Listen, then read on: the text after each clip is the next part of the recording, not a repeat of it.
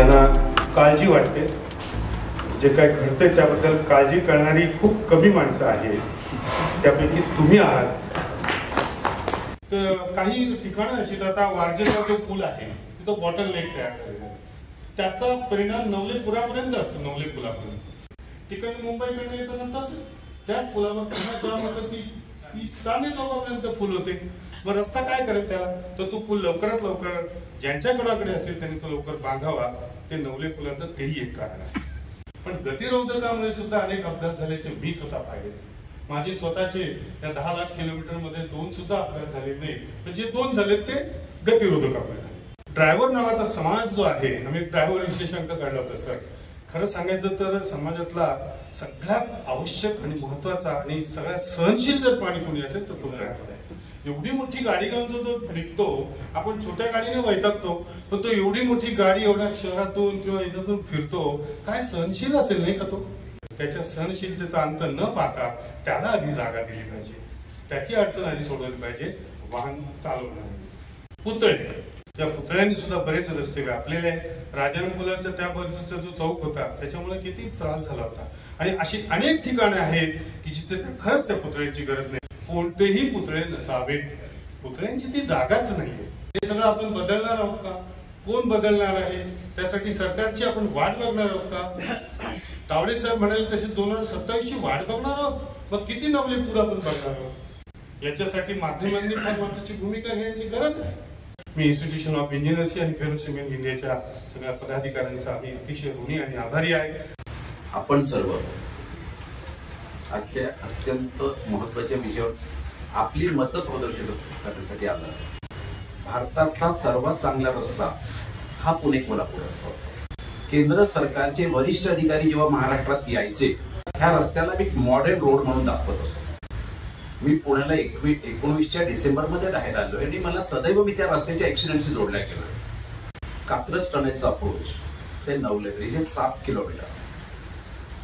हे जवळपास हिली रोड, म्हणजे जरी प्लेन आणि रोलिंग असला आहे, याचा कंटिन्युअस डिसेंडिंग स्लोप आहे. 4.5% तर 3.5%. तसं ट्रॅफिकला नॅशनल हायवेला इंडियन रोड काँग्रेसच्या मानकामध्ये, जे इंडियन रोड काँग्रेसचे जे स्टँडर्ड्स आहेत, तरी continuous 7 kilometre ascending grade. It's not good for safety.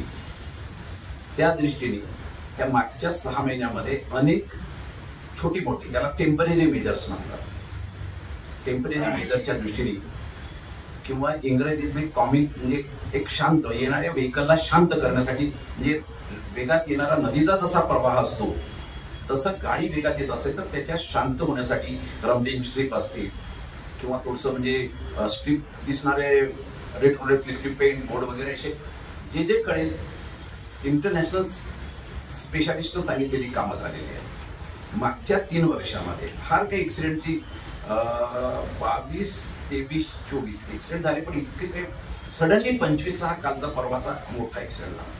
Accident होत आहे पण इतका भयानक ऍक्सिडेंट झाला. आणि अथॉरिटी म्हणून नॅशनल हायवे अथॉरिटी असेल किंवा गडकरी साहेब ह्या विषयी फार चिंतित आहेत.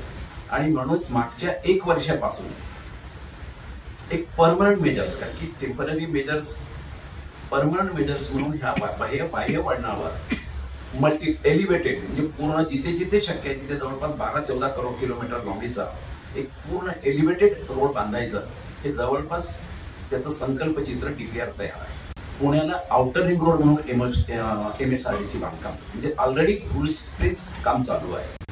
तर येत्या 2 वर्षांमध्ये होपफुली बाय mid-27 आणि टनेलची काम असल्यामुळे मोठे मोठे 4-6 महिने इकडे तिकडे, आणि ती 2.5-3 वर्षामध्ये मोठा रस्ता 3 लेन 6 लेन रस्ता आपल्याला पर्यायी थ्रू ट्रॅफिकसाठी, जी बाहेरून जाणारी ट्रॅफिक आहे, पुणे शहराशी ज्या ट्रॅफिकचा कुठलाही संबंध नाही, विशेषतः कंटेनर असतील किंवा मोठे बँगलोरकडे जाणारे मोठे ट्रँकर असतील, ट्रक्स असतील, काही बसेस असतील ज्याचा पुण्याचा फारसा संबंध नसेल, अशी कमर्शियल व्हेकल्स आहेत. याच्यातनं जर कमी झाली, म्हणजे तर जवळपास रस्त्यावरची 40% ती पॉप्युलेशन कमर्शियल व्हेकलची आहे. तर येत्या 3 वर्षामध्ये परमनंट मेजर्स म्हणून जे MSRDC काम करते ह्या रस्त्यावरचा ताण कमी होणार आहे.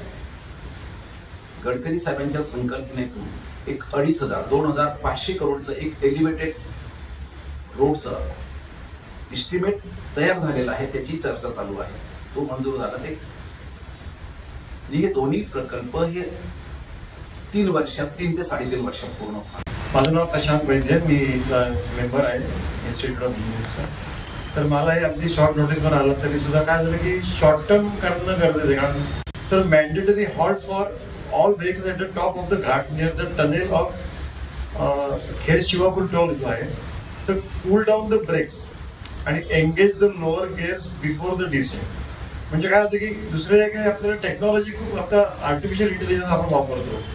इंटेलिजंट ट्रॅफिक मॅप करता येईल. ITMS नावाचं एक नवीन टेक्नॉलॉजी की increase installation of more speed gun. म्हणजे कॅमेरा लावले तुम्ही त्याला ते सेन्स व्हायला पाहिजे त्याचा स्पीड. त्याला स्पीड किंवा मला वाटतं गडकरी साहेबांनी सांगितलं होतं की व्हर्च्युअल स्पीड ब्रेकर्स पण आले जातात. कारण लोक स्पीड ब्रेकरला पण विरोध करतात, स्पीड ब्रेकर तोडतात आपल्याकडे पुढे. म्हणजे आहेत ते स्पीड ब्रेकर लोक म्हणतात की rumblers. So you can install the rumblers at different साधारण 50 मीटरवरती लावता येईल. आणि परमनंट सोल्युशन जर तुम्ही म्हटलं तर परमनंट सोल्युशन माहिती सगळ्यांना की prioritize the Jambhulwadi Warje ring road construction and the propose नरे रावेज elevated road to provide alternative routes for heavy vehicles. तर पूल पाडून बांधणं हे तर आहेच, हे एक लास्ट ऑप्शन आहे. पण आता आपल्याला काय करता येईल की complete the slope gradient reduction to 3% as per the IRC standard. जो आता 4च्या वरती मला वाटतं तो खूपच मोठा जो बांधणं करायला पाहिजे होतं. पण आता ठीक आहे 3% वरती आणलं तर while expensive and time consuming, this addresses the root engineering cost. The DPR study should explore whether the Navle bridge elevation can be raised to reduce the overall descent angle. आणि दुसरी गोष्ट काय आहे, मेजर आता आपण जर सर्वे केला तर आपल्याला कळेल की ऍक्सिडेंट का होतात. मेजॉरिटी ऍक्सिडेंट स्पीडमुळेच होतात किंवा काही नशापाणी होऊ शकते. पण मेजॉरिटी स्पीडमुळेच होतात की म्युझिक लावलं असतं मोठ्यांनी, ड्रायव्हर सुद्धा जागरण करतो. मी मध्ये गुजरात, दिल्ली, UP, बिहारला पण गेलो होतो. तिथे सांगतो ड्रायव्हर आम्हाला इतकं लोड आहे की आम्हाला 18 तास ड्रायव्हिंग करावं लागतं. मग तो मावा खातात. म्हणजे हे त्यांचे सायकोलॉजिकल प्रॉब्लेम आहे की त्यांना तो इन्कम व्हायला पाहिजे म्हणून तो 18 तास चालवत असेल तर तो भरभर जायला बघतो आणि आपलं टार्गेट पूर्ण करायचं बघतो. तर हे जे मालक असतात त्या ट्रक ड्रायव्हर्सचे त्यांनी पण त्याच्यावरती निर्बंध आलं पाहिजे की 8 तास 12 तास. तर त्याला 2 राहतात. मी नागपूरला गेलो होतो, त्यांनी मध्ये बस बदलली आणि मग दुसरा ड्रायव्हर घेतला होता रात्री. असं टप्प्याटप्प्याने जर चालवली ट्रक मला वाटतं ते ऍक्सिडेंट नक्की कमी होतील किंवा होणारच नाही असं आपल्याला करायला पाहिजे. तज्ञ म्हणून असं वाटतंय की नवले ब्रिजचा एक अभ्यास केला जावा. ऍक्सिडेंटल स्टडीज, आता इंजिनिअरिंग मध्ये ऍक्सिडेंटल स्टडीज नावाचा टॉपिक असतो. त्याप्रमाणे ऍक्सिडेंटल स्टडीज करून त्याची कारण काय ते तपासली पाहिजे. कारण ऍक्सिडेंट का होऊ शकतात, एक तर रॉंग अलाइनमेंट असू शकते, ते त्याची अलाइनमेंट चेक केली जावी.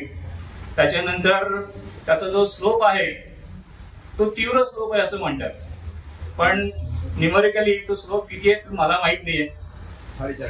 तर तो स्लोप बघितला पाहिजे. तो बघितला गेल्यानंतर बरं का त्या ब्रिजला कर्व वगैरे आहे का. कारण बऱ्याच प्रकारचे कर्व असतात. हॉरिझॉन्टल कर्व असते, व्हर्टिकल कर्व असतात, त्याच्यानंतर ट्रान्झिशन कर्व असतात. तर तिथली कर्व ही कोणत्या प्रकारची कर्व आहे त्याचा अभ्यास केला जावा. तर हे असे उपाय करून काही आपल्याला त्याच्यापासून काही उत्तर मिळेल असं मला वाटत नाहीये. तर ऍक्सिडेंटल स्टडी जो आहे हा स्टडी नीट केला जावा. आणि जर तिथे उत्तर नसेल मिळत काही तर मग शेवटचा पर्याय म्हणून तुम्ही ब्रिज तोडून नवीन ब्रिज केला पाहिजे. बेसिकली आपण सगळे वरच्या गोष्टी बोलतो. जमिनीवर असं आहे, हा स्लोप पाहिजे, ग्रेडियंट चुकतोय, जरी सरांनी IRC प्रमाणे सांगितलं. पण आपण जमिनीच्या खाली काय आहे त्याच्याबद्दल काही बोलतो. जसं पाण्याचं रिॲक्शन होतं त्या ग्राउंड वॉटरशी तसं आपलं प्रत्येकाचं होतं. आणि त्यातल्या त्यात सगळ्यात जास्त रिॲक्शन कधी होतं ज्यावेळेस आपला स्पीड जास्त असतो. त्या स्पीडमुळे आपली बेसिक बॉडी इलेक्ट्रिसिटी असते ती बॉडी इलेक्ट्रिसिटी बदलते. आणि ती बदलल्यानंतर आपला जो रिॲक्शन टाइम आहे जो PEIV म्हणून आपण जे कॉलेजमध्ये शिकलो असाल तो रिॲक्शन टाइम बदलतो. आणि तो रिॲक्शन टाइम जवळजवळ 10 पटीने वाढतो. आणि जर 10 पटीने रिॲक्शन टाइम वाढत असेल तर ऑटोमॅटिकली तो जो इफेक्ट आहे त्याचा परिणाम फार मोठा होतो. म्हणजे जे समोर गोष्ट दिसतील ती परसिव्ह होण्याकरताच आम्हाला वेळ लागतो आणि परसिव्ह झाली नाही त्यानंतर आम्ही ब्रेक लावणार आणि तो ब्रेक लागल्यानंतर तोपर्यंत फार उशीर झालेला असतो. जर 80 किलोमीटरच्या स्पीडनी जर गाडी चालली असेल किंवा 60 किलोमीटर वॉटेवर, तर जवळजवळ परसिव्ह झाल्यापासून आपली गाडी थांबण्याकरता जवळजवळ 22 मीटरचा स्टॉपिंग डिस्टन्स लागतो. आणि 22 मीटर पर्यंत जर मध्ये कोण असेल तर नेमका जसा आता परवा झाला नवरे ब्रिजचा तसा तो धडकत धडकत धडकत सगळ्यांना घेऊन जाणार. म्हणजे जो स्लो चालणारा मनुष्य आहे त्याला सुद्धा तो धडकणार. टनेल पासून ते नवले ब्रिज पर्यंत जरी स्लोप असला तो एक फॅक्टर आहे, नो डाऊट अबाउट इट. पण त्या स्लोपला त्या खाली जे ग्राउंड वॉटर मुवमेंट आहे त्या ठिकाणी ऑटोनेशन करता येतं आणि ते ऑटोनेशन करण्याकरता मी आमच्या रविराजला सांगतो की how he can do it. आम्ही दोघं कंबाईन करून सांगतो. जमिनीच्या खालच्या पाण्याच्या प्रवाहांमुळे होणारे ऍक्सिडेंट्स याच्यावरती जवळपास आता 10 PhDs पुणे विद्यापीठाने ग्रँट केलेले आहेत. ह्या विषयावरती 3 पेटंट इंडियन गव्हर्नमेंटनी ग्रँट केलेले आहेत आणि जवळपास 20 पेक्षा जास्त रिसर्च पेपर्स या ठिकाणी झालेले आहेत. So it is a well proven technique जी मुंबई पुणे एक्सप्रेसवे वरती इम्प्लिमेंट आपण केलेली सुद्धा आहे. MSRDC आणि नाहीनी त्यावेळेस खूप सपोर्ट करून आपल्याला ती संधी मिळाली पायलट प्रोजेक्टची आणि जवळपास 60% ऍक्सिडेंट्स आपण तिथे रिड्यूस केलेले आहेत. ज्यावेळेस हा ऍक्सिडेंट झाला किंवा इथला नवले ब्रिजचे इथले ऍक्सिडेंट होत होते त्यावेळेस आम्ही GP3D नावाचं एक नवीन इन्स्ट्रुमेंट आहे जे बँगलोर स्थित एक कंपनी त्यांनी काढलं. 150 मीटर खाली जमिनीच्या खाली काय काय आहे, पाण्याचे प्रवाह कुठं कुठं आहेत, खडक कुठले आहेत, माती कुठली आहे याचं 7 मिनिटात ते विश्लेषण केलं. ते अटोनिएशन टेक्निक जे आहे ते 3 भागांमध्ये आहे. एक आहे आवरण, की जमिनीच्या वरती जिथं जमिनीच्या खालनं पाण्याचे प्रवाह आहेत तिथनं जिथनं एनर्जी येते त्याच्यावरती आपल्याला ते आवरण टाकायचं आहे आणि ते आवरण कनेक्ट करायचे कॉपर रॉडनी आणि त्याच्यानंतर त्याला अटोनिएशनचे सेल्स बसवायचे. हे तिन्ही सेल्स जे आहेत हे इंजिनियर्ड वेनी आपण कॅल्क्युलेट केलं की किती MM चा रॉड पाहिजे. बेंटोनाइट क्ले नावाची क्ले आपण त्या ठिकाणी वापरतो आहे आणि ह्या संपूर्ण जो सेल आहे तो डिझाईन आहे आणि त्याचं पेटंट आता डॉक्टर अविनाश गणेश खरात सरांकडे आहे आणि ते आपण इम्प्लिमेंट करण्याचा प्रयत्न करण्यासाठी आपण शासनाला सुद्धा सांगितलेलं आहे. या सगळ्या गोष्टींसाठी 2014 साली सिटी युनिव्हर्सिटी न्यूयॉर्कनी खरात सर, मी आणि आमचे अजून एक कलिग आहेत धर्माधिकारी यांनाही बोलवलं होतं. आम्ही तिथेही जाऊन आलो आणि तिथेही असाच मॅनहॅटन ब्रुकलिन जो एक्सप्रेसवे आहे अशाच पद्धतीचे ऍक्सिडेंट होतात जिथे engineering cause of accident present नाही आहे. तर इथे सुद्धा आम्ही हेच प्रेझेंट केलं आणि तिथेही मार्क क्लिंकर नावाचे सायंटिस्ट आहेत त्यांनाही हे पटलेलं आहे आणि त्या पद्धतीने ते इम्प्लिमेंट करण्याच्या दृष्टीने तिथेही प्रयत्न त्या ठिकाणी करतात. डॉक्टर स्नेहल बोबडे यांनी PhD सबमिट केली, पुणे विद्यापीठाची ग्रँट झाली PhD. तर त्यांचं पूर्ण काम हे नवले ब्रिज वरती आहे. नवले ब्रिजच्या इथले जे 6 स्पॉट आहेत याच्यावरती त्यांनी फजी लॉजिक वापरून, आर्टिफिशियल न्यूरल नेटवर्क आणि फजी लॉजिक वापरून ऍक्सिडेंटल सिव्हिरिटी इंडेक्स कॅल्क्युलेट केला आणि तो ऍक्सिडेंटल सिव्हिरिटी इंडेक्स हा नवले ब्रिजच्या इथला 1 आलाय, म्हणजे मॅक्सिमम. प्राध्यापक अतुल संगमनेरकर. शहरातले रस्ते असो किंवा हायवेचे असो, प्रत्येक जण ओव्हर स्पीडिंग करत असतो. तो कधीच कुणी कंट्रोल करायला तयार नाही. साईन बोर्ड जे असतात 80 किंवा 120 किंवा 100, 40 हे कुणीही फॉलो करत नाही. का तर प्रत्येकाला घाई असते. तसंही 3 लेनचा जर तो ब्रिज आहे तर तिथं मध्ये बारीक म्हणजे लेन करूया, जसं एक लेन दुसरी लेन मध्ये डिवायडर टाकूया टेम्पररी आणि त्यात एक जी हेवी व्हेकल साठी आहे ती एक लेन ठेवायची, मधली जी आहे ती एक कार साठी ठेवायची आणि तिसरा एक महत्वाचा भाग असा झालाय की प्रत्येक ठिकाणी शहरांचं शहरीकरण वाढत चालल्यामुळं हायवे मध्ये सगळेजण 2 व्हीलर आणि 4 ऑटो हे खूप यायला लागले. मग त्यांच्यासाठी एक लेन ठेवावी, म्हणजे जे कमी स्पीडवाले आहेत, जे मध्यम स्पीडवाले आहेत आणि जास्त स्पीडवाले आहेत. जर जास्त नेहमी कारवालेच असतात. एक तर हे लेनिंग सिस्टम होऊ शकेल. दुसरं म्हणजे की रेल्वे जेव्हा एका स्टेशनवरून पुढे जाते तेव्हा मध्ये मध्ये त्याला जाण्यासाठी सिग्नल्स असतात. तर आता जसं आपण एखादा टोल लावतो, तर टोल प्लाझा सारखा एखादं युनिट तिथं जिथं ऍक्सिडेंट होतात तिथं तुम्ही थोडंसं बॅरिकेडेल राहा, let other vehicle stop there. जसं हायवेवर थांबावं लागतंय तसं थांबू द्या. एक गाडी डिझाईन स्पीडनी जे पुढे जाते ती पुढच्या सिग्नल पर्यंत जाईपर्यंत त्याला मागच्या गाडीला जाता येणार नाही. हा अगदी कमी खर्चिक एक सोल्युशन आहे. खूप ऍक्सिडेंट होत आहेत फक्त स्पीडिंगमुळे, आणि स्पीडिंग तुम्ही कंट्रोल करू शकत नाही. आता आजच्या या महाराष्ट्र टाइम्स मध्ये अतिरिक्त पोलीस आयुक्त मनोज पाटलांनी सांगितले की आम्ही 30चा स्पीड करतो, 40चा ऑलरेडी आहे, आणि त्याच्यामुळे दंड सगळ्यांना लागतात. पण कुणीही दंड बघत नाही. ज्या दिवशी तुम्हाला वाहन मध्ये तुम्हाला दिसतं की मला एवढ्या हजाराचा आणि एवढ्या लाखाचा दंड पाडलाय, तेव्हा तुमचे डोळे उघडतात की माझं इथं झालेलं आहे. त्याच्यावर तुमचा फोटो येतो, तुमच्या गाडीचं नेम प्लेट येते, सगळं येतं. पण तुम्हाला नाही म्हणायला काही जागाच नाहीये. आता बॅरिकेडिंग केल्यामुळं 3 कॅटेगरायझेशन झाले. नंबर 2, तुम्ही जसं रेल्वेला आपण करतो तसं एक पॉज द्या, की तिथं एक हे लावा, बॅरिकेडिंग लावा. ती गाडी थोड्या अंतरावर गेल्याशिवाय दुसरी गाडी मागून एंटर करणार नाही.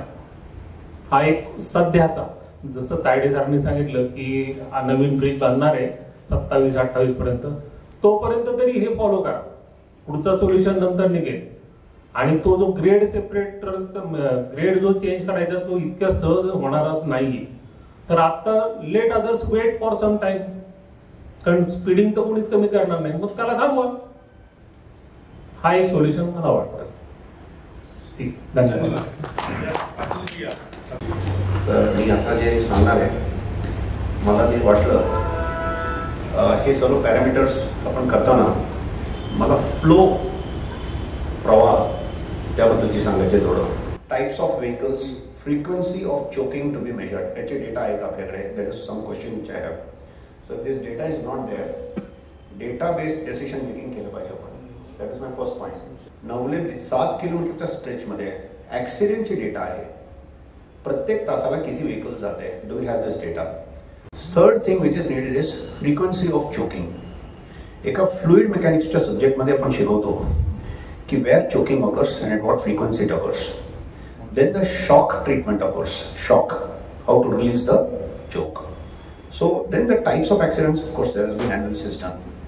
तर दुसरी गोष्ट मला ते सुचवायचं आहे, that is FMECA म्हणतात त्याला, and this is a very well known product. Mr. Sorte mentioned severity index. This also takes the same index. Accident, mode, effect, cause analysis म्हणतात.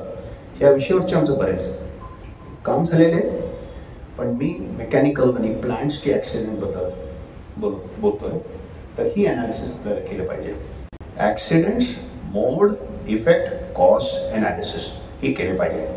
ROAV असं म्हणतो, density, area, velocity. Fundamental equation आहे. त्यावरती density of vehicles, length and width of road. आता 4 लेन आहे, तुम्ही म्हणणार की 6 लेन करा, कमी होईल का? इक्वेशन मधून कॅल्क्युलेट करून सिम्युलेशन करून दाखवायचं. We need a few bypass routes by which vehicles can get out, causing reduction of congestion. बरं, there should be a mofussil bus stop so that private buses don't stop on the highway. आता सगळीकडे हिंजवडी चौक बघा, नवले चौक बघा, कुठे बघा, ते Mufassil buses, private buses थांबतात. All crossroads where people or vehicles cross should be made signal free. शेवटी last but not the least, एक स्पेशल टास्क फोर्स क्रिएट करायचं. All of us can be members.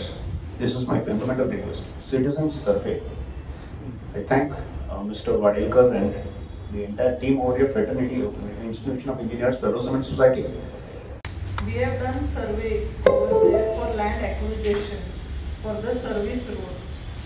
Now if the road is with NHAI, it is 60 meter wide, above and over 60 meter, 12 meter excavation is going on, and land acquisition will be done by our department. So it is in process. So that is for the survey road, and 610 meter, 400 meter on one side, 200 meter on the other side, and there are many encroachments. So the awareness regarding encroachment is not there in Pune. So that is the main thing. So if we have to get rid of the encroachments, there are many juice stalls, many travel agencies, we don't know whether they are legal or illegal.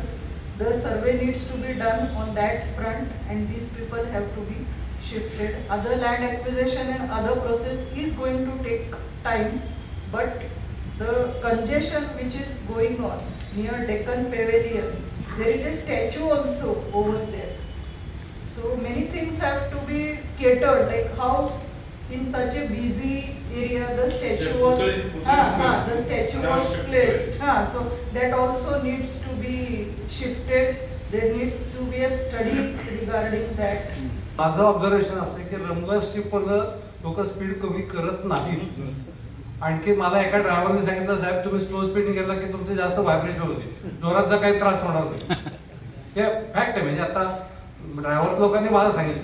त्यामुळे रमगा strip जरी तुमच्या नियमाप्रमाणे त्या guideline प्रमाणे असतात तर practically त्याचा उपयोग होत नाही. तिथं स्पीड ब्रेकर जर केले आणि ते डबल केले की आता काय नुसतं राऊंड करतात, पण त्याच्यावरनं हादरा जास्त बसतो. पण ते फ्लॅट थोडासा वरती टॉप सरफेस प्लेन आणि असं असेल तर स्पीड कमी होतं आणि लोकांना चालवण्याला त्रास होतो. हे मी ऑब्झर्व केलेलं आहे. आणि ते जर डबल केले आणि ते 0.5 किलोमीटरवरती ठेवले, लोकांना स्पीड घेताच येणार नाहीये. त्यामुळे ऑटोमॅटिकली स्पीड कमी होईल आणि अपघात टळतील. आणि विशेषतः ट्रकवाले जे असतात, माझं ऑब्झर्वेशन असं ते खरं तर जास्त चांगलं चालवतात. ऍक्सिडेंट ते करतायत जास्त, त्याचे कारण वेगळे आहेत. म्हणजे दारू घेऊन चालवणारे खूप आहेत. मी धाब्यावर जेवायला बसला असं बघितलं, ट्रक ड्रायव्हर आला, एक क्वार्टर अख्खी टाकली, बसला, सुटला. म्हटलं काय चालवणार परमेश्वराला माहिती. म्हणजे 2-4 वेळा मी ऑब्झर्व केलं. कुठला प्रवास करता मी बघतो, जेवायला थांबलो, येतात टाकतात जातात घेतात. आता खरं मी तसं माझं इलेक्ट्रॉनिक्स बॅकग्राऊंड आहे, पण मी सुद्धा जेव्हा कार्यक्रम ठरला म्हणलं आपल्याला, मी I try to search some information. आजकाल टेक्नॉलॉजीमुळे ते सोपं आहे. आणि टेक्नॉलॉजीचा वापर करून मी पण याच्या संदर्भात काही माहिती गोळा करायचा प्रयत्न केला. आता बऱ्याच वक्त्यांनी त्यातल्या बऱ्याच गोष्टीचा उल्लेख केलेला आहे. कारण हे 3 पार्टमध्ये मला वाटतं याच्यावर सजेशन देणं अपेक्षित आहे. Immediate safety steps, then short term engineering and long term vision, असं 3 पार्टमध्ये व्हावं. आणि त्यातल्या बऱ्याच गोष्टी काही जण सांगितल्या आहेत. आता इमिडिएटच्या सेफ्टीमध्ये मॅडमने जसं उल्लेख केला, ते इन्क्रोचमेंट आहे, ते क्लिअरिंग होण्याच्या दृष्टीने ते इमिडिएट किंवा शॉर्ट टर्म मध्ये होऊ शकतं. किंवा LED warning boards near to that location. किंवा मला वाटतं आपल्या वक्त्यांनी मेन्शन केलं होतं स्पीडच्या बाबतीत. आणि आज पेपरला कुठंतरी मेन्शन आहे की जे हेवी व्हेकल्स आहेत, हेवी ड्युटी व्हेकल्स, तर 30 किलोमीटर वगैरे, आणि जे काही स्पीड गन्स आहेत तिथं काही सेन्सिंग सिस्टीम मेकॅनिझम जर बसवलं, if it is crossing speed, alarms वाजवणे किंवा सिग्नल जनरेट करून तो मेसेज पास करून त्याला कंट्रोल करण्याच्या दृष्टीने काही उपाययोजना करता येऊ शकतात. ऑफकोर्स ते वाइडनिंग अप सर्व्हिस रोड वगैरे मॅडमने उल्लेख केलेला आहेच. आणि government parallelly they are working on this. आपण काही सूचना दिलेल्या आहेत, त्याच्यावर काही काम सुरू झालं. कारण परवाचा जो ऍक्सिडेंट झाला होता ते इम्पॅक्ट खूप होता. आणि right from state, local to state to central लेवलपर्यंत त्याचं मेसेज गेल्यामुळे they are also taking a lot of initiative. परत एकदा मी सर्वांचं अभिनंदन करतो. मी फक्त 2च मुद्दे आहेत, कारण मी या विषयाशी संलग्न असं आहे की मी राहायला नवले ब्रिज पासेच आहे. सो मी त्या ट्रक ड्रायव्हरशी पण डिस्कस करत असतो की तुम्ही ऍक्सिडेंट होताना तुमचं तिथून गाडी चालवतानाचा अनुभव का असतो. तर त्यांचं बऱ्याच लोकांचं असं म्हणणार, जो लास्ट इयरला ऍक्सिडेंट झाला होता त्याच्यामध्ये 20 ते 25 गाड्या डॅमेज झाल्या, ऍक्सिडेंट मोठा ऍक्सिडेंट झाला. त्यानंतर गव्हर्नमेंटने काय केलं की तिथं ते स्पीड गन लावलेले आहेत. तिथं 2 स्लोप आहेत. एक स्लोप आहे बोगद्यापासून दरी पुलापर्यंत, तिथं 2 ठिकाणी स्पीड गन आहेत आणि 1 ठिकाणी ती पोलिसांची गाडी जमते. त्या गाड्या हळू असतात. आणि जे स्पीड ब्रेकर छोटे लावले त्या पट्ट्यात, आय डोंट नो वर्ड, रमलर जे आहे, तर त्याला पहिलं ज्यावेळेस तो ऍक्सिडेंट झाला त्यावेळेस ते बऱ्यापैकी मोठे केले होते. मग मी त्या ड्रायव्हरांना विचारलं तुम्ही ह्याच्यावरून कसं चालवता. तसं मागाशी एक सरांनी सांगितले गाड्या जोरात चालवतात, पण ते ट्रकच्या बाबतीत तसं होत नाही. ट्रक जर जोरात चालवला तर तो वायबल होतो, त्याच्यामुळे त्यांना तिथून स्पीडनी चालवता येत नाही. पण स्वामीनारायण मंदिराच्या अलीकडे एक स्पीड गन आहे. तिथून जो पुढचा नवले ब्रिजचा जो एरिया आहे तिथं ते जे स्पीड ब्रेकर आहेत ते नाहीत, प्लस त्या स्पीड गन पण नाहीत. आणि जसं मगाशी पाटील सरांनी पण उल्लेख केला, आतापर्यंत जेवढे ऍक्सिडेंट झाले ते स्वामीनारायण मंदिर क्रॉस केल्यानंतरच होतात. तर त्या पण सगळ्या गोष्टी ज्या आहेत आपल्या, जसं सरांनी पाण्याचा उल्लेख केला, सरांनी एक पाटील सरांनी स्मशानभूमीचा होता उल्लेख केला, की एनर्जीज असतात. आपण अंधश्रद्धा नाही, but there must be some energy. ह्या गोष्टींचा अभ्यास झाला पाहिजे. आणि सर्व मान्यवरांनी जे काही इनपुट्स दिलेत, मला वाटतं ते सगळे नोट डाऊन करून आणि आपण गव्हर्नमेंटशी आणि त्यातून नक्कीच चांगल्या उपाययोजना होतील आणि देशाला, आपल्या नेक्स्ट जनरेशनला चांगले इनपुट या संस्थेकडून आणि तुमच्या सर्वांच्या मार्गदर्शनाने मिळतील.